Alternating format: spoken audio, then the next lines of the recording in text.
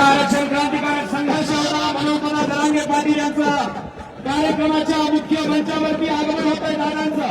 आपण सर्वांनी प्रचंड टाळ्यांचा कडकडाट करायचा आणि मनोज जरांगे पाटील यांचं या घोंगडी बैठकीच्या ठिकाणी स्वागत करायचं आहे। जोरदार टाळ्यांचा कडकडाट, प्रचंड टाळ्यांचा कडकडाट।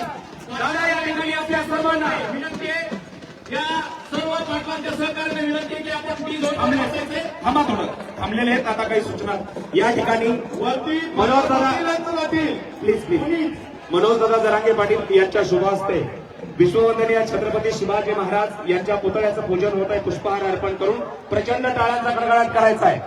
भारतीय आरमाराचे जनक हिंदवी स्वराज्य संस्थापक विश्ववंदनीय छत्रपती शिवाजी महाराज यांच्या पुतळ्याचं पूजन या ठिकाणी होत आहे आणि संपूर्ण गर्दी या ठिकाणी स्टेजवरची गर्दी आपण कमी करणार आहोत।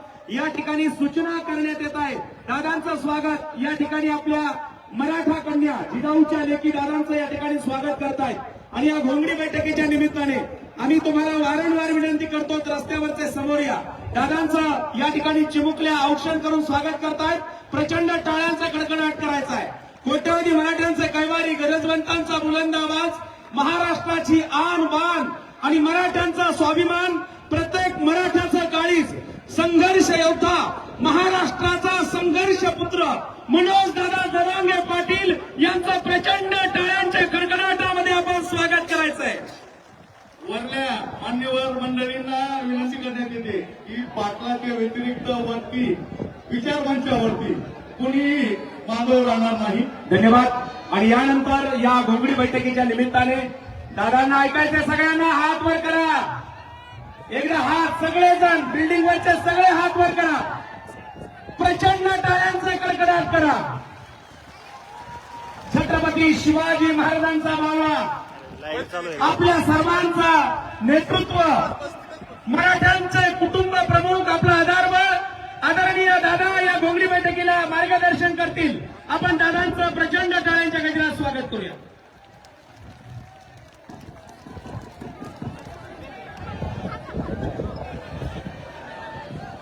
विचार मंचावरील इतर जर कोणी मागव असतील वरती तर त्यांनी खाली यावं। मीडियाच्या व्यतिरिक्त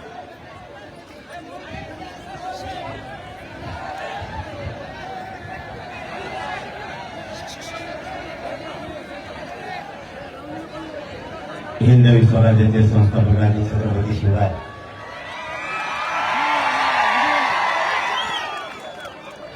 माझ्या गेवराई तालुक्यातील जमलेल्या तमाम मराठा बांधवांना माझा मानाचा जय।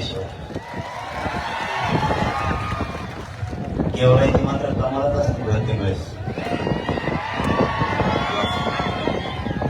8 दिवस झाले सरकार गेवराईकडे बघतो आणि गेवराईचा अशी लाट उसळती कधी पण की पुरा महाराष्ट्र गेवराईमुळे कामाला लागतो। आजही पुन्हा एकदा या गेवराई तालुक्यातल्या मराठ्यांनी पाऊस असतानाही एकजूट दाखवली,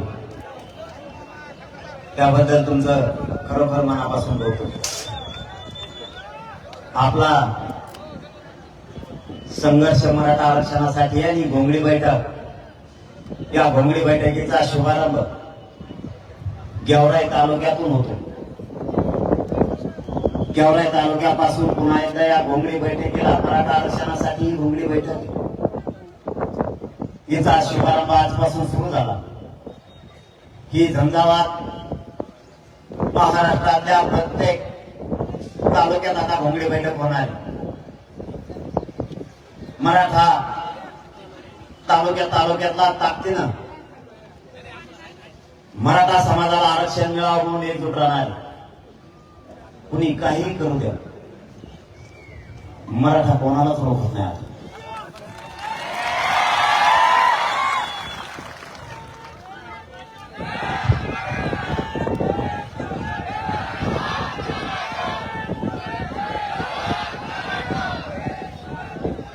वेगळे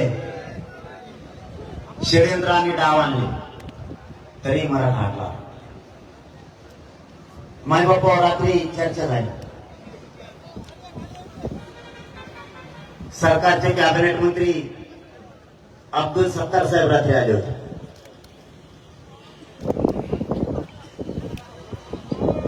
रात्री आरक्षणावरती आणि शेतकऱ्याच्या प्रश्नावरती चर्चा झाली. त्यांनी खूप हात खोल घालून बघितलं. तुम्हाला कळत आहे का? ओली ओली हिंदी नाही ती. पण शेवटी ते बाहेर आले. ते म्हणले याला ओळखीनं कठीणच यावं. मी त्यांना साधं सांगितलं,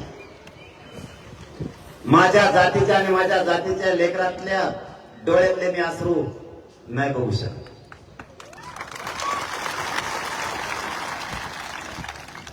माझ्या समाजाला वेळोवेळी योगदान दिलं. मायबापासह मराठा समाज लेकरं बाळा घेऊन रस्त्यावर आहे. त्यांचं योगदान मी जिवंत आहे तोपर्यंत व्हायला नाही देऊ. तुम्हीच उलट सरकारकडे जावं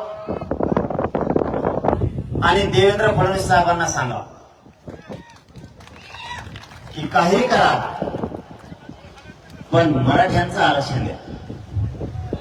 माझी तुमच्या वतीनं पुन्हा एकदा विनंती या सरकारला आणि देवेंद्र फडणवीस साहेबांना, उद्याच्या कॅबिनेटला तुम्ही चाललाय, देवेंद्र फडणवीस साहेबांना जाहीरपणानं सांगा की मराठ्यांचं आरक्षण द्या. तुम्ही किती गणित लावलं तरी मराठी तुमचं गणित चुकवल्याशिवाय सोडणार नाहीत. मला आणि माझ्या समाजाला राजकारणात नाही जायचं.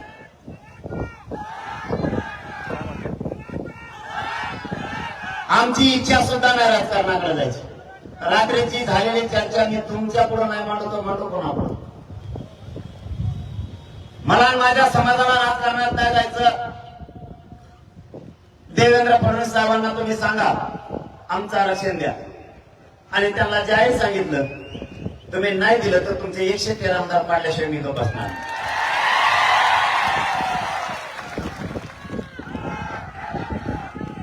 मी त्यांनाच प्रश्न विचारला, माझी चूक काय, आणि तुम्ही आरक्षण देणार नसाल तर माझ्या पुढे पर्याय काय? आरक्षण देणारा केंद्र सत्ता आहे, आणि तुम्ही ते आरक्षण देणार नसाल तर ती सत्तेवरती कब्जा मराठ्यांना करावाच लागणार. माझा नाविलाज आणि माझा समाज आता ऐकत पण नाही. आरक्षण घेतलं, ते आरक्षण सरकारनं दिलं तर समाज ऐकून येत नाही. सरळ आणि स्पष्ट सांगितलं आणि एकदम सोपं आहे. मी गॅजेट पण आणले घरी. गॅजेट पुढे नाही, गॅजेट हैदराबादचं गॅजेट पण, सातारा संस्थांचं पण, आणि बॉम्बे गव्हर्नमेंटचं पण, तीनही आणले. तिन्हीतही मराठा कोणती. आणि जो कोण एक जर म्हणतो मला आरक्षण नको, मला मराठा म्हणून राहायचंय, त्या गॅजेट मध्ये त्याचं नाव आहे. पुरावाच आणला नाही, इंग्रजांनी लिहायला नाही द्यायला. आता काय करतो म्हणून आता पुढे केलं त्याच निघालं. म्हणलं काय अनुस्वार काय आहे का मध्ये ते बघा, एक कोमा मध्ये बघा. गॅजेट आणणारा मध्ये नाही बाबा, कोमा नाही, टिंब नाही, काही नाही, त्याच नाव. आता काय करतो,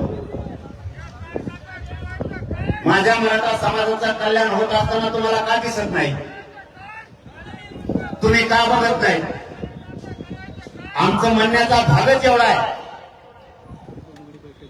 तुम्ही घेऊ नका. तुम्हाला नाही घ्यायचं तुम्ही घेऊ नका. माझ्या गोरगरीब मराठ्यांना तुम्ही विरोध करू नका. आणि तसं पाहिलं तर यांना आरक्षणाची गरज पण नाही, आणि ज्याला आरक्षणाची गरज नाही तोच नेमका मराठा आरक्षणाला विरोध करतो. यांच्या म्हणण्यावरती आपलं जीवन नाही चालणार. यांच्या म्हणण्यावरती आपलं जीवन चालणार नाही म्हणून आपल्याला आरक्षण पाहिजे. आणि त्यांना रात्रीही मी पुरावे तसे दिले. आणि दुसरा विषय त्यांच्याविषयी मांडला, माझा शेतकरी प्रचंड अडचणी सापडला. शेतकऱ्यांना सरसकट नुकसान भरपाई द्यायची, अर्धवट फिरधवट नाही. आणि त्या तुरट्या ते काय आडी अडचणी, ते कोणचं ई पाणी, तलाठी, मंडळाचे अधिकारी हे प्रकार मला सांगू नका बाबा. ते येत 11 वाजता, तलाठी उठवतोय 12 वाजता, त्याला गावात येतो वाजते 2, तेव्हा त्याच्या गोळ्याचा टाइम होतोय, ते 5च्या आत घरी जात आहे, मेला महाशेत. ते लफडं पाहिजे नाही म्हणा. आणि अरे हा तुम्हाला एक सांगायचं राहिलं ना, कृषी मंत्र्यालाच फोन लावा.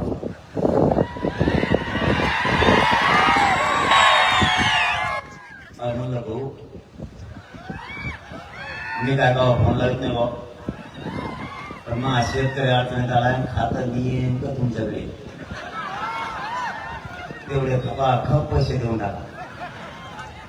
ते म्हणे सरसकट द्यायचे. आणि गेला बोलून, आणि माझ्या संग एकदा बोललं की वाजतच. आता सरसकट म्हणल्यामुळे सरसकटात ते नाही, कारण शब्द काय नाही दिलेला नाही, शब्द दिलाय कृषी मंत्र्यांनी. आणि मग सरसकट द्यायचं आता कृषी मंत्र्यांनी, नाही तर भाऊ सामना आपल्या संग आहे. आपल्याला एक शब्द द्यायचा नाही, विचार करून द्यायचा, आणि एकदा दिला तुम्ही मागा लागल्याशिवाय राहत नाही. कृषी मंत्री चांगलं आहे, उगाच विरोध नका करू, लय बेस्ट माणूस. अरे खरं सांगतो मला, तुम्ही का माणसं काय. आता समजा त्यांना मी 8 दिवस म्हणलं, ते 10 दिवस म्हणले, आणि समजा ते दिले, चांगलाच आहे ना. नाही दिल्यावर मग बघू, नाही दिल्यावर ठीक आहे. मी देवेंद्र फडणवीस साहेबांना सुद्धा रात्री फोन लावला, पण ते कामात होते, त्यांनी उचलला मी परत आला. 4-5 मिनिटांनी लगेच आला. त्यांना सांगून टाकलं उद्याच्या कॅबिनेटमध्ये शेतकऱ्यांचा प्रश्न मार्गी काढायचा, कारण बांधावर मी गेलो. माय बापा इतकी बेकार परिस्थिती आहे. अरे बाप, त्या बोत आणि वाईच्या परभणी जिल्ह्यातल्या अनेका गावात गेलो. पुन्हा काय लागलं का, आणि आपल्याला काहीच लागत नाही म्हणून ते कदारले. आपल्याला उन्हाळा लागणार, पाऊस लागणार, ते म्हणजे हे नेमके कशाचे पोरं त्याचे तयार झालेले तर काय मराठ्याचे पोटे लय गाकार येत नाही. रात्री बहिणी म्हणले की तरी तेव्हा लय मोठे लोक देखते बाबा जेव्हा म्हणले नुसती गर्दीच गर्दी. मेऱ्या आयुष्याने 44 वर्षाने म्हणले पहिल्याच देखा. बहिणांना क्षण आणल्या तर 3 म्हणले, पण चांगला माणूस आहे तो, मला मी सगळंच करतो त्यांना गेल्यावर, आणि करू शकतो ते माझ्यासारखं. ते विकाचा अपघात बोलत पिढीला बोलत नाही, काय डोकी त्याचं बघायचं नाही. अर्थच देत पाहिजे ते, त्याशिवाय सरळ नाही होत.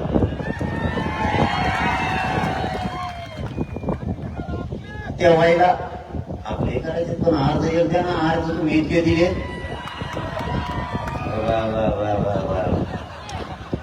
आपले करायचे पण तुम्ही अर्ज जे दिले पण डोकंच बंद पडलं. नुसते अर्जाचेच नाही ना वसा ध्यान करवाली, भयानक अर्ज आले. त्यांना देराव तुम्हाला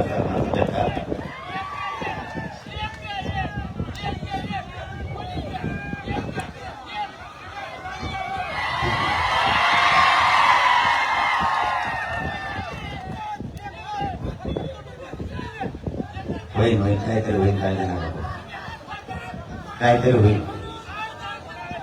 नाही आपण महाराष्ट्रातला सगळा मराठा समाज बोलवणार, त्याच्यानंतर ठरवणार, सगळा महाराष्ट्र बोलवणार आपण, त्याच्यानंतर ठरवणार पाडायचे तो उभा करायचा. आणि म्हणून तर त्यांना मिळाला आपण काय करणार आहे. आपण 29 तारीख नेमली होती, देवेंद्र फडणवीस साहेबांच्या लक्षात आलं मराठ्यांचा नेमका डाव काय, तेव्हा आपण ओळखून तिथून पुढे करू. आणि 29 कोण देतो होता, हा सांग. नाही हो हा मग काही सांगतो मी, मग जे होईल ते होईल. मग म्हणा मोठ्याने आडत होता मग, आता गावात पडला का आवाज आहे ना मला. आता सांगितलं नाही की इथं लगेच सुरू व्हायचं माझ्या मागे भोंगा. मी टायमाला बरोबर सांगतो ना. तुला फक्त उमेदवार पाहिजे ना आणि दमदार थोडी देऊ.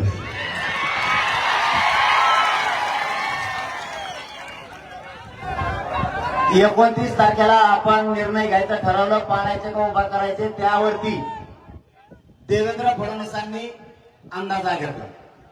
मराठे नेमके काय करणार आहे. आता गेम सांगतोय दोघांच्या मध्ये कसा आहे. आपण जर उभा करायचं म्हणलं भाजप खुश होते.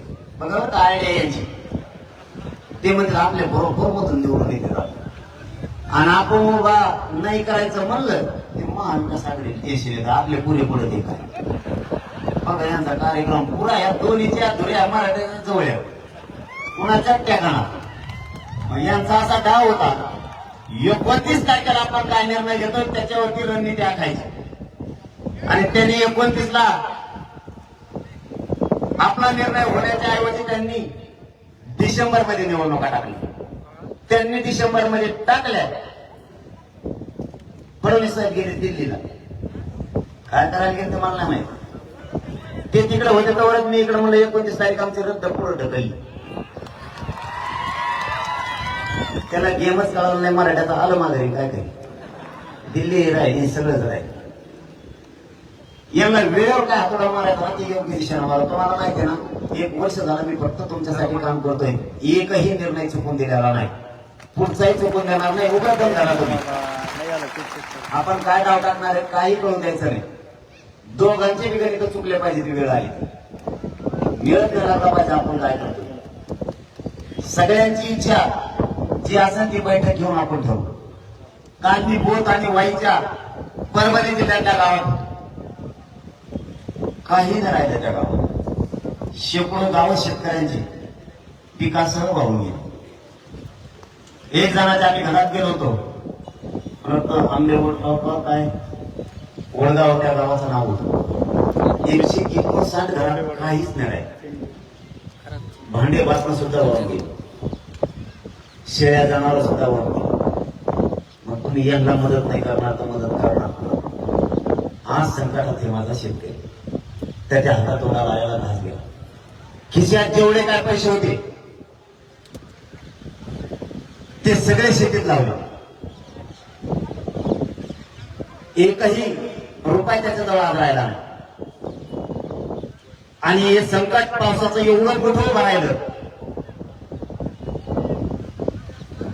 की त्याची प्रचंड नुकसान झालं. आज त्याला मदतीची गरज आहे. मी सांगताना काल फडणवीस साहेब सत्तार साहेबांनी कृषी मंत्री साहेबांना सांगितलं जर शेतकऱ्यांचं 1 लाख नुकसान झालं असलं त्याला 5,000 द्यायचे नाही, लाखच द्यायचे. एखाद्या शेतकऱ्यात जर 20,000 नुकसान झालं तर त्याला 500 रुपये नाही द्यायचे, 20च द्यायचे. जर कुणाचं 10 लाख नुकसान झालं असलं तर त्याला 10 लाखच द्यायचे. आणि ते पण 8 दिवसाच्या आत. तुम्ही आज जाहीर कराल आणि 2 वर्षांनी देताल ते चालणार नाही. कारण मैदानात मी सुद्धा राहणारे शेतकऱ्याबरोबर बघतो म्हणून तुमच्याकडे शेतकऱ्यामध्ये जातीचा समान नाही आणि शेतकऱ्याला कोणी जातीत तोलायचं नाही. या राज्याचा आणि देशाचा कणा शेतकरी आहे. शेतकरी खचला नाही पाहिजे. आणि मायबापानं तुम्हालाही माझी विनंती धीर सोडू नका. संकट किती पण येऊ द्या. टोकाचा पाऊल पण उचलू नका. तुमच्या समोरचे संकट सगळ्याच्या लक्षात आले. सगळ्या संकटाचा सामना आता तुम्हाला करायचा. तुमचे लेकरं तुमच्या डोळ्यासमोर दिसत आहेत. कर्ज दिसतंय. गेलेलं पीकही तुमच्या डोळ्यासमोर आहे. पण तुम्ही धीर सोडू नका. तुम्हाला हात जोडून माझी विनंती. तुमची तुमच्या कुटुंबाला गरज आहे, राज्याला सुद्धा गरज आहे. नंतर कोणीही कामाला येत नाही. कोणी कोणाकडं वेळ होऊन गेलं डोकं सुद्धा नाही बघत. म्हणून तुम्हाला हात जोडून विनंती आहे. नुकसान झालं असलं तरी धीर धरा. यांनी नाही दिलं तर यांच्या छतावर बसून आपण घेऊ. पण यांना सुट्टी नाही. सगळा शेतकरी राज्याचा रस्त्यावर उभा करू. आणि यांनी नाही दिलं आणि जर शेतकऱ्यांची पुन्हा फसवणूक केली, नुकसान भरपाई दिली नाही, अनुदान दिले नाही, पीक विमा दिला नाही, या निवडणुकीत त्यांचा एकही माणूस शेतकऱ्यांनी निवडून येऊ द्यायचा नाही. पुरेचे पुरे घरी पाठवायचे. जे आपले नाही त्याची आपल्याला गरज नाही. सामना यावेळेला जबरदस्त होणार आहे. सगळ्यांचे डोळे मराठ्यांकडे लागलेले. मराठे काय करतायत यावर या महाराष्ट्रातल्या राज्याची दिशा करणार आहे. कारण आपण एकटेच 50-55% कोणाला किती वळवळ करू द्या, कितीही छगन भुजबळने ताकद लावली तरी त्याचा कार्यक्रम होणार म्हणजे होणार.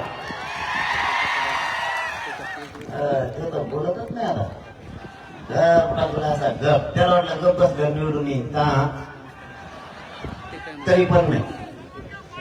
तिथं सगळ्या पक्षातले मराठी एक झाले. ते म्हणते झाले आता एवढ्या वेळेस एक जण याला घालवायचं. रात्री सुद्धा त्यांचे माझे आमदार आले होते. काय नाव होतं का मध्ये, नाव लय चित्र तिकडे. ते म्हणते ते सुद्धा खूप लावून धरलं होतं रात्री. त्यांनी फक्त मराठा आरक्षणाला विरोध केला आणि मराठ्यांना आरक्षण मिळू दिलं. माझा एकच सवाल आहे तुम्हाला या भोंगडे बैठकीच्या निमित्त, ज्यांनी आरक्षण घेतले आणि त्यांचा समाज आणि त्यांचे लेकरं मोठे झाले, त्यावेळेस मराठ्यांचा कधीच पोट दुखलं नाही. ज्यावेळेस त्यांना मराठ्यांनी निवडून दिलं त्यावेळेस त्यांच्या डोक्यावर गुळा टाकायला मराठा होता आणि नाचायला सुद्धा मराठा होता. आमचा कधीच तुमच्याविषयी पोट दुखलं नाही. तुमची जात आणि तुमच्या जातीचे लेकर अधिकारी बनले. तुम्ही तुमच्या जातीला आरक्षण दिलं त्यावेळेस आमच्या डोळ्याला आम्ही ते बघितलं. आम्ही कधीच तुम्हाला दिलेल्या आरक्षणाला विरोध नाही केला. तुम्ही कुठलंही आंदोलन न करता आरक्षण घेतलं. कोणती समिती नसताना आरक्षण घेतलं आणि नोकऱ्यात गेला. आमच्या मराठ्यांना कधीच वाईट वाटलं नाही. मराठी 42 वर्षापासून रस्त्यावरती आहेत. आम्ही आमचा संघर्ष करून आरक्षण मागतोय. आमच्या लेकरांच्या बलिदान गेले. करोडोच्या संख्येनं मराठा रस्त्यावरती आहे. त्याचबरोबर आमचं हक्काचं आरक्षण आहे तरी तुम्ही मिळू देत नाही. तुमचं पोट दुखण्याचं कारण काय? आम्ही तुमचं आरक्षण मागतच नाहीये. तुम्हाला आता आरक्षण मिळालंय 90 ला आणि 1967 ला. तेही आमच्या डोळ्यात देखता आमच्याच लोकांना दिलंय. आमचं 1884 पासूनच आहे. तुम्ही मराठा आरक्षणाला विरोध करणारे कोण? का तुम्हाला आमचे लेकर मोठे होते वाटत नाहीये? हा संघर्ष गोरगरीब मराठ्यांच्या लेकरांसाठी. आज सकाळी PSI झालेला मुलगा आपल्याकडं अंतर्वाईत आला होता. त्याच्या चेहऱ्यावरचा आनंद बघण्यासारखा होता. माई बापावर लेकर या आरक्षणामुळे अधिकारी बनायला लागले. मी परवा पुण्याहून येताना अंबळनेरमध्ये एक मुलगा आणि एक मुलगी रस्त्यावरती भेटली. दोघंही MBBS ला लागले आरक्षणाच्या जोरावर. हे स्वप्न आपल्याला बघायचं. आपले लेकर अधिकारी झालेले. राजकारणाचं जास्त येड लागू देऊ नका. आपलं स्वप्न आहे मराठ्यांचे लेकर अधिकारी झाले पाहिजे. जास्तीचा आनंद तुमचे लेकर अधिकारी झाल्यावर तुम्ही आनंद व्यक्त करा. तुम्हाला अशा घोड्या लागल्या. तुम्ही आता नेत्याला निवडून आणायला तुम्ही, डीजे लावायला तुम्ही, ह्याला लावते मी ते असतो. त्याला टकोऱ्यावर घेऊन नाचायला तुम्ही, गोळाला टाकीला तुम्ही. काय मोठी पण वाटत असं करा त्याला लावतो. या मराठ्यांनी आनंद कोणता व्यक्त करा माहितीये का? तुमचं लेकरं कुठंतरी देण्यासाठी गेलंय, तिकडे ते अधिकारी बनलंय.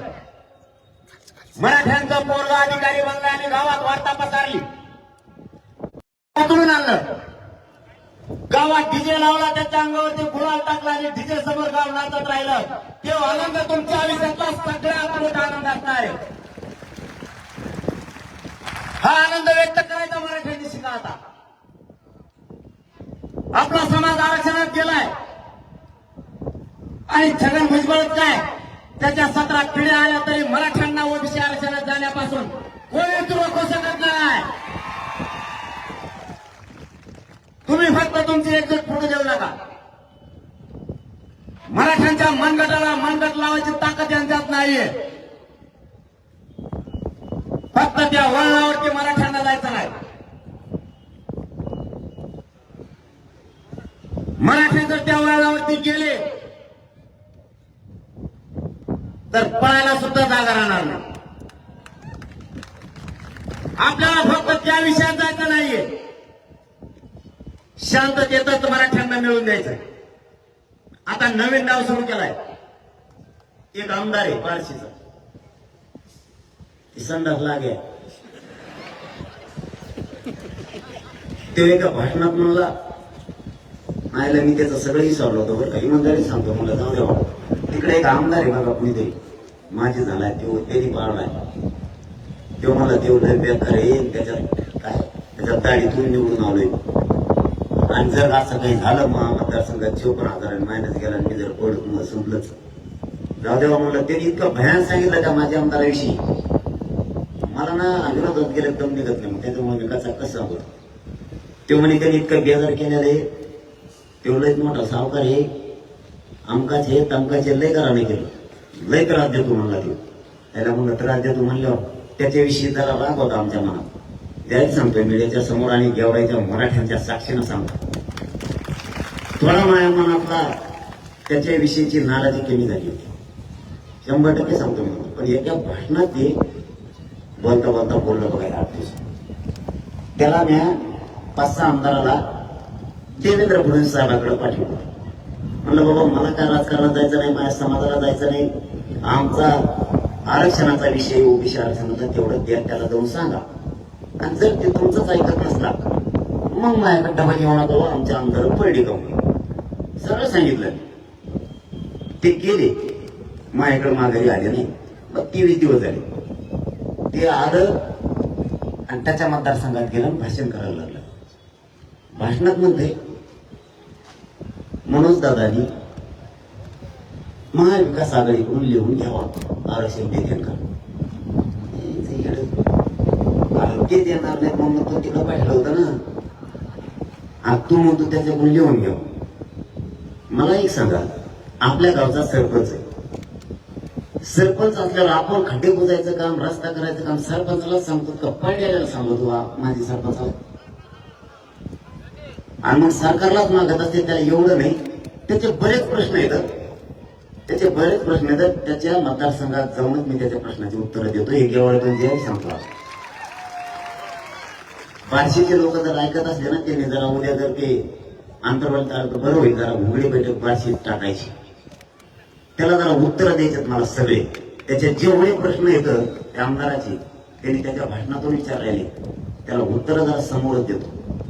इगोन किंवा उपयोगच नाही, कारण त्याच्या मनातलं आम्ही सगळं सोडलं होतं की जरा जाऊ द्या, चूक ही प्रत्येकाची होती. पण ते देवेंद्र फडणवीसांची भाषा बोलायला लागला. मग घरी आल्या त्याची स्वतःच्या भाषा बोलत होता, त्यावेळेस त्याच्याविषयी आमच्या मनात माया येत होती. पण ते आता मराठ्यांच्या विरोधात बोलायला लागले. मायबाप तुम्हाला सांगतो, या असल्या अवलादींनी मराठा एक येऊ दिला. मराठ्याचे पसरलेला अवलाद येत नाही, यांना आरक्षणाची गरज नाही, त्यांनीच आतापर्यंत मराठा एक येऊ दिलेला. हे आपल्या बेरजीत धरूच नका, कारण हे जर अशा कार्य करत असले, तिकडूनच बोलत असले, प्रश्न सरकारचा आहे. आरक्षण घेण्याच्या हातात सरकारच्या. सध्या राज्यकर्ते जमात म्हणून सरकार भाजपा सरकारचं नेतृत्व करत आहे. विधानसभा अस्तित्वात असताना मुख्यमंत्र्यांचं काम आहे जनतेचे प्रश्न जाणून घेणं, पण तुम्ही जर मंत्रिमंडळाला उपमुख्यमंत्री काम करून देणार नसाल तर बाकीच्या मंत्र्यांनी आणि आमदारांनी काम करायचं कसं? देवेंद्र फडणवीसांनी मराठ्यांना दिलेले शब्द पूर्ण केले पाहिजे. सगळ्या सोयऱ्यांचा अध्यादेश मी नाही काढला. सगळ्या सोयऱ्यांची अधिसूचना मी नाही काढली. 2012च्या कायद्यात दुरुस्ती करायचं ठरवलं तुम्ही. राज्यपालांच्या सह्या आणल्या तुम्ही. विशेष अधिवेशन बोलवून ठराव केलाय तुम्ही. हरकती मागवण्याचं काम हे तुम्हीच केलं आणि आता सगळ्या सोयीची अंमलबजावणी करण्याऐवजी तुम्ही आमच्याच मराठ्यांचे आमदार आमच्याच विरोधात घालायला लागले. यांनी किती विरोध केला तरी माझा गोरगरीब मराठा मागे सरकणार नाही. जर यांनी या देवेंद्र फडणवीस साहेबांनी जर असं मराठ्या फूट पाडायचा प्रयत्न केला तर मराठ्यांना तुम्हाला जाहीर सांगतो यांचे 113 राज्यातले मराठी आमदार पाडू शकतात. मराठे ते पुरेचे पुरे पाडल्याशिवाय का बसायचं नाही. कारण आपला जीव आरक्षणात आहे आणि यांचा जीव खुर्चीत आहे. खोटे नाट्य प्रस्ताव आम्हाला नका विचारू. दोघांनी एकमेकाच्या समोर बसून बैठका घेऊन आरक्षणाच्या बाबतची तडजोड करायची भूमिका तुमची आहे. जनता म्हणून ती आमची नाहीये. तुम्ही आम्हाला प्रश्न विचारू शकता कसे? मराठ्यांना ओबीसीतून आरक्षण मिळत आहे. ओबीसीच्या यादी क्रमांकावरती 83 क्रमांकाला कुणबी आहे. कुणबी आणि मराठा एकच आहे. याचाच आधार येऊन सुशील कुमार शिंदे सरकारनं मराठा आणि कुणबी एकच याचा 2004 ला जी.आर. काढलाय. मग मराठा आणि कुणबी एकच आहे ही जर अध्यादेश त्यांनी काढलाय तर कुठला तरी आधार असल्याशिवाय काढलेला नाहीये. तो अध्यादेशही तुम्ही रद्द केला. मराठा कुणबीत असताना कुणबीत आरक्षण दिलं नाही आणि ज्या जाती ओबीसी आरक्षणातच नव्हत्या त्या जाती तुम्ही आरक्षणामध्ये घातल्या. काही जातींचा निकष पूर्ण होत नाहीये तरी तुम्ही त्यांना ओबीसी आरक्षणात घातलं आणि तरी तुम्हाला विरोध नाही केला. आमचं हैदराबादचं गॅजेट आत्ताही अस्तित्वात आहे. बॉम्बे गव्हर्नमेंटचं सुद्धा आहे आणि सातारा संस्थांचा सुद्धा आहे तरी तुम्ही घेतला नाही. त्र्यंबकेश्वर संस्थांच्या 22 खोल्या आम्ही स्वतः तुम्हाला पुरावे म्हणून दाखवून दिल्या. देवेंद्र फडणवीसांना आमचाच प्रश्न आहे.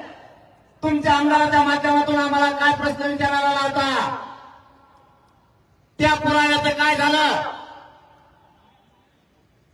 मराठा आणि कुणबी एकच आहे याचा 2004 चा अध्यादेश आहे त्याचं काय झालं? मराठ्यांच्या 57 लाख नोंदी सापडल्या. ते सगळे प्रमाणपत्र तुम्ही वितरित का केले नाहीत? ज्यांच्या नोंदी सापडल्या त्यांच्या परिवाराला रक्ताच्या नात्याच्या लोकांना तुम्ही प्रमाणपत्र देण्यापासून का रोखलं? या घोंगडी बैठकीच्या माध्यमातून या घेवरात जमलेल्या लाखोच्या संख्येच्या मराठ्यांच्या माध्यमातून देवेंद्र फडणवीस साहेबांना आमचा प्रश्न आहे. आमच्या व्हॅलिडिटी का थांबवल्या? एससीबीसीचं 10% आरक्षण आम्ही मागितलेलं नसून तुम्ही का दिलं? आणि ते दिलेलं असतानाही तुम्ही आमचं इंटरव्ह्यू आरक्षण का रद्द केलं? मराठ्यांच्या पोरांच्या मुळावरती तुम्ही कशामुळे घाव व्हायला लागलात? गोरगरीब मराठ्यांच्या पोरांचा दोष काय? तुम्ही एससीबीसी आरक्षणाला 6 महिन्याची मुदतवाढ दिली. तुम्ही कुणबीच्या व्हॅलिडिटीला 6 महिन्याची मुदतवाढ का दिली नाही?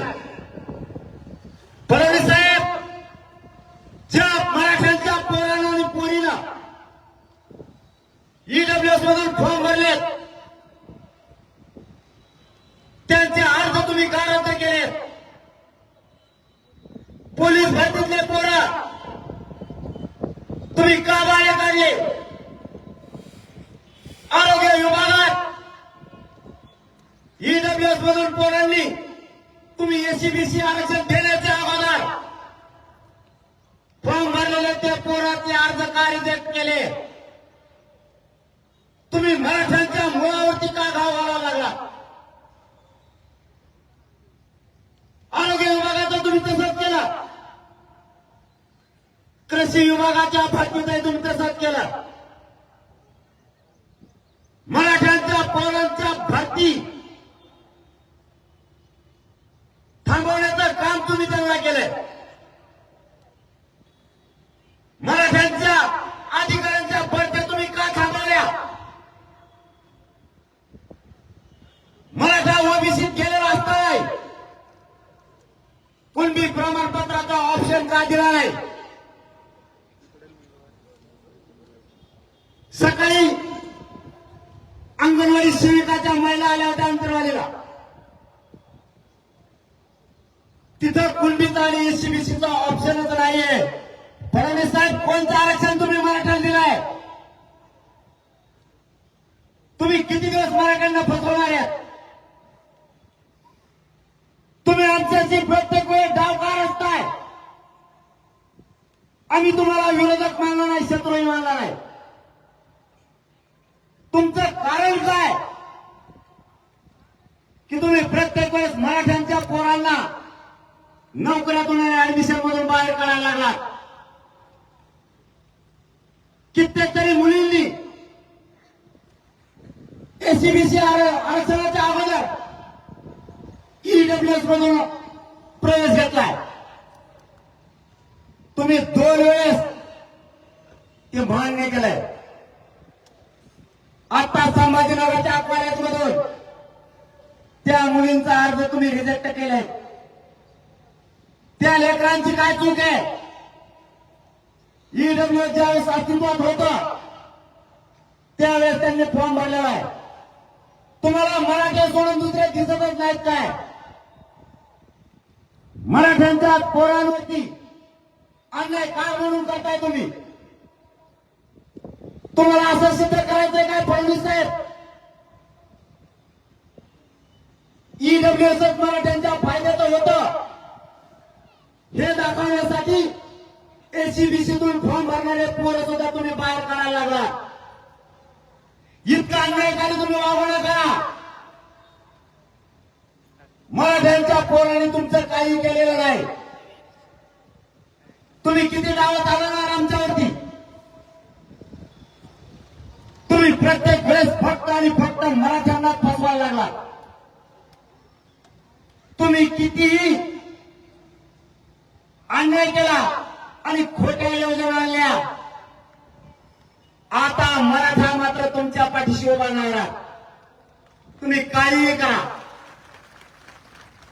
मराठ्यांना आणि या महाराष्ट्राच्या जनतेला लाडीगुडी लावण्यासाठी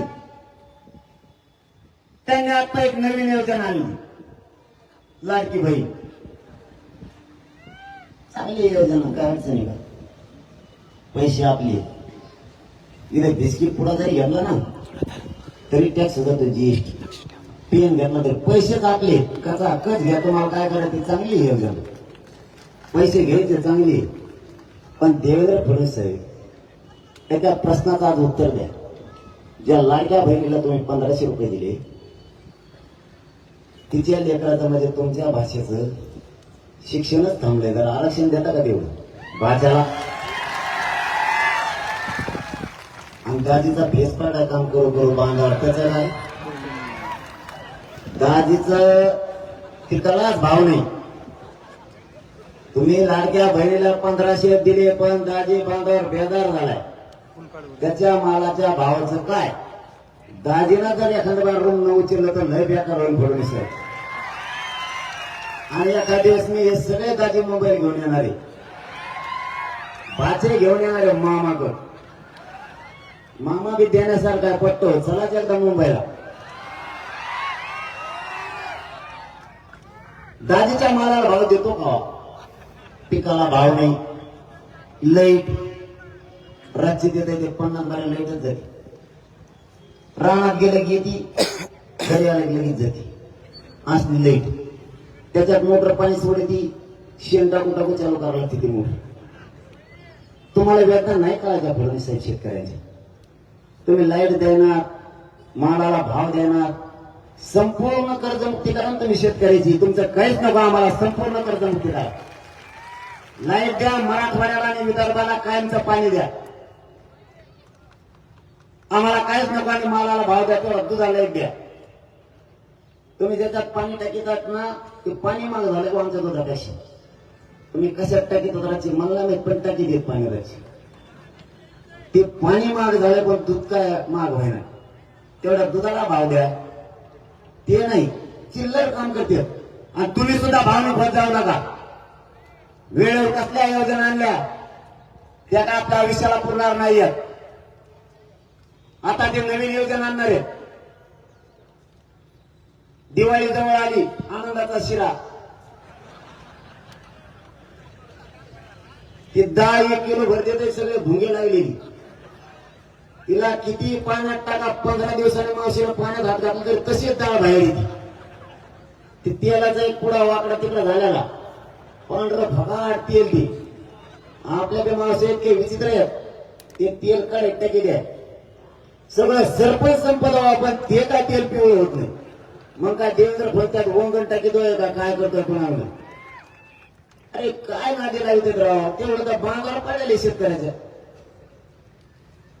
आमचं त्याने आयुष्याकडे जाणार नाही. आम्ही तुम्हाला आयुष्याच्या सुविधा मागतोय त्या द्या, तुम्ही आम्हाला काय देऊ नका. आमच्या लेकराला आयुष्याचं आरक्षण द्या. हेच मराठ्यांचे लोक तुम्हाला डोक्यावर येत असतील, नसता खाली आपल्याला सुद्धा मागा पुढे लागणार आहे. तुम्ही आमच्या शेतकरी मायबापाला त्याच्या पिकाला भाव द्या, त्याला पाणी उपलब्ध करून द्या, कायमची 24 घंटे वीज द्या. कधीच माझा शेतकरी मायबाप आत्महत्या नाही करू शकत. तुम्ही चिल्लर देता कशा? आम्हाला आमच्या आयुष्याचं पाहिजे ते द्या. आम्ही का स्वप्न बघू नये? शेतकरी मराठ्यांनी त्याचा पोरगा अधिकारी व्हावं, IPS IAS दर्जाचा अधिकारी व्हावं, काय स्वप्न बघायचं नाही. मुंबईसारख्या ठिकाणी माझा महाराष्ट्रातला मराठा समाज गेलाय, त्यांनी आयुष्यभर हमालीच करायची का? रिक्षा चालवणाऱ्या मराठ्यांनी नाही स्वप्न बघायचं का? जीप ट्रॅक्टर चालवणाऱ्या मराठ्यांनी त्याचा लेखो अधिकारी व्हावं स्वप्न नाही बघायचं का? नोकरीच्या क्षेत्रात असलेल्या मराठ्यांनी त्याचं लेकरू त्याच्यापेक्षाही मोठ्या पदावर जावं हे स्वप्न नाही बघायचं का? आम्ही नेमकं केलंय काय? तुम्हाला आम्हाला त्या प्रशासनामध्ये जाऊ द्यायचं नाही. मराठ्यांनी जे राज्य जगवलंय, सत्ताधारी सुद्धा जगवले, राजकीय पक्षाचे सगळे नेते मराठ्यांनी जगवले. तुम्ही आमच्या लेकराच्या मुळावर का उठलाय? फडणवीस साहेब, आमदारांवर घालू नका. तुम्हाला जाहीर सांगतो, तुम्हाला मागात पडाल. मराठ्यांच्या नादाला लागू नका. सगळं भाजपाने तुमचा आमदार संपल्याशिवाय मराठी गप्प बसायचे नाही. तुम्ही आमचा रोष आणि राग वाढू नका. आणखीन आमच्या अवकाशावर आम्ही उतरलो नाही. हे मराठी मला दम खाऊ देत नाहीये. मी यांना शांत राहा म्हणून सांगतोय. एकदा जर हे बिथरले तर राज्यात सभा घ्यायच्या सुद्धा मुश्किल होते. तुम्हाला सभा घ्यायच्या सुद्धा. तुम्ही नकाला दाबाला लागू मराठ्यांच्या. आम्ही तुम्हाला धमकी देत नाहीये. मराठ्यांच्या नादी लागलेला मराठ्यांनी पूर्ण संपविलेला आहे. तुम्ही आमची कसलीच कदर करत नाहीये. आरक्षण असलेलं ईडब्ल्यूएस तुम्हीच घातलं, न टिकणारे ईडब्ल्यूएस आरक्षण दिलं. तुम्हाला सांगतो, निवडणुका झाल्या की ते आरक्षण ओढायलाच म्हणून समजा, कारण ते 50% वरती गेलंय. कायदा सांगतोय 50% आत आरक्षण दिलं पाहिजे. कायदा आणखीन एक सांगतो, जी जात ओबीसी आरक्षणात घालायची ती मागासवर्गीय असली पाहिजे. कमिशननं जी आता समिती नेमली होती शिंदे साहेबांची, सुक्रे साहेबांची, तिने मराठ्यांना मागास सिद्ध केलं. मग सरकारनं मराठ्यांना 50% आत घालण्याऐवजी 50% वरती आरक्षण दिलंय म्हणून ते टिकत नाही. हे फक्त निवडणुका होईपर्यंतच राहणार आहे. मग ते जर आरक्षण गेलं, आपल्या पोरांनी करायचं काय? म्हणून आपल्याला आपल्या हक्काचं ओबीसीचं आरक्षण पाहिजे, ते आपल्याला मिळवायचं. देवेंद्र फडणवीस साहेब, तुम्ही पुढच्या काळात तरी मराठ्यांचे प्रश्न मार्गी लावायच्या कामाला लागा. मराठ्यांच्या विरोधात जायचं काम करू नका. नसता मराठी निर्णय घेणार आहेत, पाडायचे का उभा करायचे. आणि एकदा जर निर्णय झाला तर मग मराठ्यांनी माग लोकसभेला एकदा कचकाटा केला. लय बेकार येत राहू तुम्ही. मी नुसतं पाडाच म्हणलो होतो, मी नाव तर नाही घेतलं कोणाचं. राईटच कार्यक्रम केला, तुम्हाला माना लागेल. तुम्हाला देवेंद्र फडणवीस साहेब, मराठ्याच्या नादी लग्न सोपं नाही. मी नुसता पाडा म्हणलो तर यांनी इतकं पाडिलं. आता घेणार आहे मी नाव. उभा करणाऱ्याचं किंवा पाडायचं दोन्हीपैकी एक नाव घ्यावंच लागणार. त्या टायमाला मगले अवघड होईल. एक जणाचा प्रत्येक मतदारसंघात मराठी 1 लाख आहे, 1.5 लाख आहे.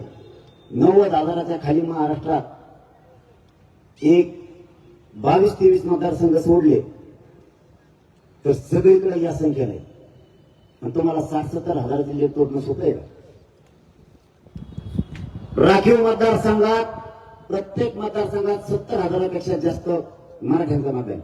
यावेळेस सगळे राखीव आपल्या विचाराचे मराठ्यांनी काढायचे. 48चे 48 बाहेर निघले पाहिजे. मराठ्याच्या मताशिवाय राखीवला शिकत निवडून येऊ शकत नाही. आणि मराठ्यांच्या मताची लीड तोडणं एवढं सोपं नाही. एक जणाची 5,000ची लीड तोडताना एवढा फेस पडला होता.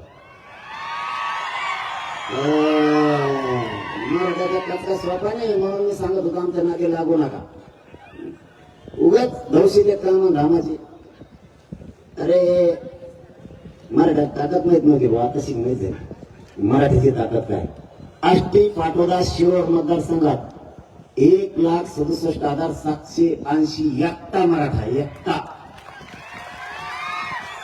काय बरोबरी करायला झालं तरी आमची कसले डबडे उठे ते जण बुळबुळ करते. टेका खाली, टेका खाली, टेका खाली, टेका. 9चा टाइम नाही झाला. आणखी टाइम झाल्यावर 9च्या पुढे तुम्हाला असं भेव वाटत राव. अरे तुम्हाला सांगतो किती येड असावं माणसाला. एक जण टाईट झाल्यावर माझ्याकडे आला 11 वाजता. त्याच्या ध्यानातच नाही राहिलं दिवसभर आपण अर्ज दिला नाही याला म्हणून. उमेदवारी अर्ज घेऊन आला आणि तराट झाल्यावर आला. त्याच्या तवा ध्यानात आलं की आपण उमेदवारीच मागितली नाही. कानाकानात अंतरवाली झालं. ते फाईल घेऊन यायचा अर्ज तिथं दुसरीच घेऊन आलो आणि मला फाईल दिली. मी म्हणलो भाऊ ही फाईल आहे ती मला नीट वाचव तीच ती कुठं नाही त्याला आघात ते मला ऐकत नव्हतं. लट टप्पू होतं ते. जायला म्हणलं तुम्ही एकता ना, तुम्हाला खरंच पाय पडून सांगतो मी. आपला समाज लय मोठा, प्रत्येक भाषणात सांगतो मी. फक्त आपल्या जातीला, आपल्या जातीच्या लेकराला आयुष्याचं आरक्षण द्या आणि मराठ्यांनी व्यसनापासून लांब जा. आपल्या जातीची कोणीच प्रगती रोखू शकत नाही. असे लुटी देत नाही. 9च्या पुढं कार्यक्रम घ्यायचा म्हणलं टेन्शनच येतो. त्या दिवशी नेमकं ही होतं ती श्रावण संपल्याला आणि मी इकडे सप्त्याला गेलो भेट दिल्या. इथून तिथून तेच भेटले मला जास्त. फोटो काढितून माय गळ्यात रुमाल टाकायचा तर माझ्या टोकर रुपये घेतो. मग तोंड दिसना तरी ते म्हणतो तू माझ्याकडे तोंड करून उभा राहतो. तो पुढून झाकेला मला तोयाकडे तोंड करून कसं उभा राहू मी सांगा बरं. त्या टायमाला ते नसतंय धोरणात. नाही ऐकवतो गाडी पुढे जाऊन ते कोणाच ऐकत नाही. तुम्हाला संग्रहात तुम्हाला जर खोटं वाटत असलं नियम माझ्या संग्रहात नाही जसं जे जे तिथले बरेच जण राहते त्यांना माहिती आहे कसं काय तेच उलट 9च्या पुढे काढायचे शेण पण मारते तर त्यांच्या घरी येते नको म्हणते ह्या टायमाचा आपल्या आवड असे पायावर पाय देतात कसा कच आणि मला शेती देत परत तुम्ही फक्त दारू सोडा सुधारले जातात लोकांनी स्वप्न बघितलं मायबाप मराठ्यांना मराठ्याला कधीच मांडीला मांडी लावून बसू द्यायचं नाही. आपल्या विनाकारण पिढ्याला पिढ्या वाद लावत राहिले आपण 1 घंटा झाला बोलतो एक बी मराठ्यात हल्ला नाही होता तशीच बोललो येणेच आपल्याला सरकार कदरलंय बघा ते म्हणते हे हलत नाहीत जात नाहीत 9 वाजत रात्री बहिणी म्हणत होती 70 भाई सुद्धा ते म्हणे इतक्या बार देख्या 12-12 घंटे उभं राहते लोक म्हणलं राहतात भाऊ 12-12 घंटे राहते कारण ते स्तुती करत होते मी काय त्यांना आडवं नाही बोलत तो चांगला माणूस आहे खरं निर्भीड पाहिजे रे माणूस तेव्हा जमते ते पण निर्भीड आहे ते म्हणतो मी पहिल्यांदा बघितला असा तो मुसलमान को मागे आरक्षण म्हणलं हा मागे ते म्हणलं मग मैत पहिले 7च आहे म्हणलं आहे तर मग मैत येईन पुढे मी तर पुढे हाट्या म्हणलं माझं बंद हो रवी ते म्हणलं तू पाडो म्हणजे आम्ही पाड्या म्हणलं मग इथं पुढे पाड्या शकतात कुद्य होऊन जावं म्हणला ते म्हणलं कुद्य होऊन जाव हाटायचंच नाही म्हणलं मग हाटल्याच नाही कवा मरको एकदा हिंदी शिकावं म्हणलं तुम्ही ते मला मेरीच बिघडी आता तुम्हाला बोलता बोलता काय बोला मेर नाही लागून राहिला म्हणून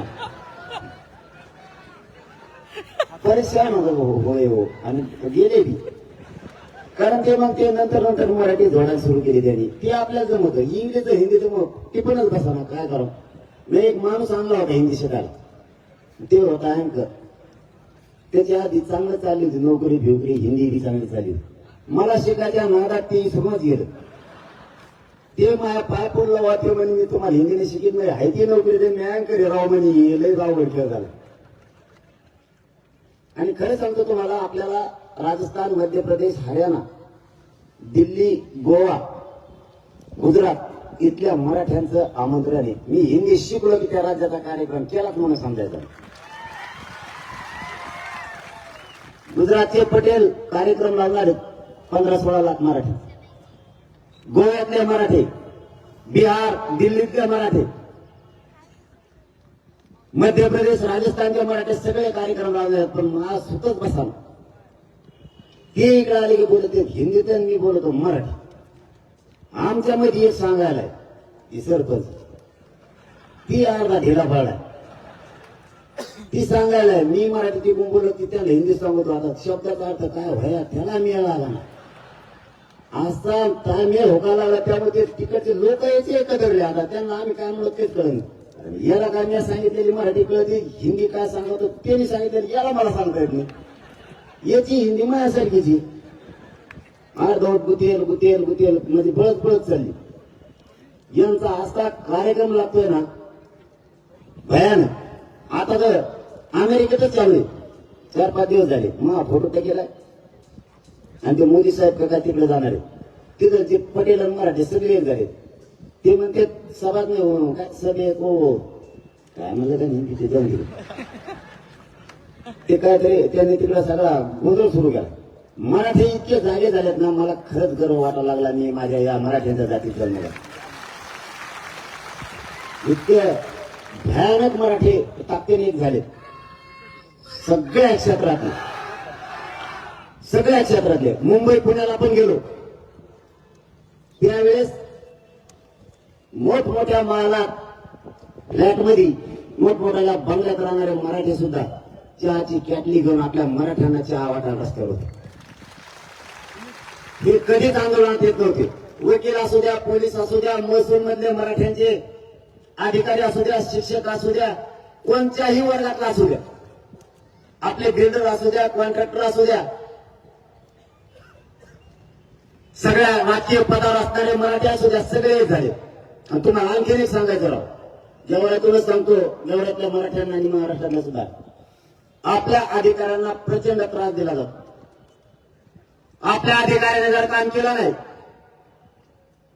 त्याला हे डायरेक्ट म्हणजे तू मराठ्याचा म्हणून करीत नाही का तिथं जातीचा काय समज जर त्या कायद्यात बसतच नसलं टेकडू करीन तर असले शब्द काढून त्यांना वेठीच धरलं जाते. आपण कधीच त्यांच्या अधिकाराला म्हणत नाही तू त्या जातीचा आहे म्हणून आमचं काम करीत नाही का? कारण मराठ्यांवरती ते संस्कारच नाहीयेत दुसऱ्याच्या अधिकाराला त्रास द्यायचे. तुम्ही आमच्या अधिकाराला त्रास का देताय? मराठ्यांना माझी विनंती आहे, इथून पुढे आपल्या कोणत्याही क्षेत्रातला मराठ्यांचा अधिकारी शिक्षक कुठलाही असू द्या, डॉक्टर असू द्या, वकील असू द्या, कोणीही असू द्या, मराठ्यांनी त्याच्या पाठीशी ताकदीला उभा राहायचे इथून पुढे. आणि आता मोठमोठे अधिकारी सुद्धा मला येऊन भेटतायत. मी 1 महिन्यापूर्वी हा विषय मांडला होता. आम्ही सोबत हे तुमच्या फक्त सांगत चला. आता अधिकारी सांगायला लागले तुम्ही नुसते म्हणलात तेवढं तरी आमचा त्रास कमी झाला. मी सांगायची सुद्धा गरज नाही राहिली. म्हणतच नाही आता कुणी आम्हाला तो मराठ्याचा. ही बघा आपल्याला आपले घराने जगवावे लागणार आहे. हे सुद्धा विषय तुमच्या डोक्यात असू द्या. आता आपली गेवराई तालुक्यातली घोंगडी बैठकीत तुम्ही घेऊन तिचा शुभारंभ करून यशस्वी केली त्याबद्दल तुमच्या चरणी मनापासून नतमस्तक होतो की अख्खा गेवराई तालुका इकडे उसाळा. फक्त एक सांगतो, जाता जाता माझी तुम्हाला एवढीच विनंती आता उभा करायचे का पाडायचे ही बैठक आपण निवडणुकाच्या तारखा जाहीर झाल्याच्या नंतर 4 ते 8 दिवस अगोदर घेणार आहे. सगळ्यांनी ताकदीनं कामं सोडून माता मावल्यांसह तिथे यायचे. पण जर का उभा करायचं ठरलं तर तुम्हाला जाहीर सांगतो उमेदवार एकच दिला जाणार, पण मराठ्यांना हरवू द्यायचं नाही ही जबाबदारी तुमच्या खांद्यावर. माझा मराठा हरला नाही पाहिजे. आपण राजकारणासाठी एक आलेलो नाही, आपण समाजाला मोठं करण्यासाठी एक आलोय. त्यामुळं जर मराठ्यांनी उमेदवार दिला तर तिथं तुमची आणि माझी किंमत जाणार नाहीये, माझ्या मराठा समाजाची इज्जत जाणार आहे. म्हणून माझी तुम्हाला शेवटी जाता जाता हात जोडून विनंती, जर उमेदवार द्यायचं ठरलं तर माझा मराठा हरू देऊ नका ही तुम्हाला हात जोडून विनंती आहे. दुसऱ्यांचा हसू होऊ देऊ नका. माझ्या मराठ्यावरती कोणी हसतील, त्याला हिरवतील, त्याचा अपमान होईल असे शब्द वापरायला संधी कोणाला देऊ नका. जर उभा करायचं ठरलं तर मराठ्यांना हरवू द्यायचं नाही. जसं तुम्ही ताकदीनं पाडलं तसं ताकद दाखवा निवडून आणून मराठ्यांनी. आणि जर पाडायचं ठरलं असं पाडा, पुन्हा 5-1 पिढ्या ती उभा नाही राहिलं पाहिजे. कधी मराठ्यांची शक्ती कमी होऊ द्यायची नाही. काय निर्णय होईल तो तिथं होईल. पुन्हा एकदा जाता जाता सांगतो की घोंगडी बैठकीचा शुभारंभ गेवराई तालुक्यात तुम्ही यशस्वी केलाय. आणि आता प्रत्येक मतदारसंघात 288 मतदारसंघात या घोंगड्या बैठका होणार आहेत. आपण प्रचंड संख्येने जमून ही घोंगडी बैठक यशस्वी केली त्याबद्दल या गेवराई तालुक्यातल्या सगळ्या मराठा समाजाचं मनापासून आभार मानतो आणि कौतुक करतो आणि थांबतो. धन्यवाद. जय शिवराय. सर्वांनी जागेवर थांबायचे, कोणी काही गडबड करू नका. दादा या ठिकाणी आपण दादांना व्यवस्थितपणे पुढे जाण्यासाठी रस्ता द्यायचा आहे. उद्याची घोंगडी बैठक माजलगावला होणार आहे याची आपण नोंद झाली. एवढाही कारण इथं दादांसाठी एकदा हात उंचावून सगळ्यांनी टाळ्या वाजवा. छत्रपती शिवाजी महाराज की. या ठिकाणी मराठा आरक्षणाची घोंगडी बैठक पार पडली.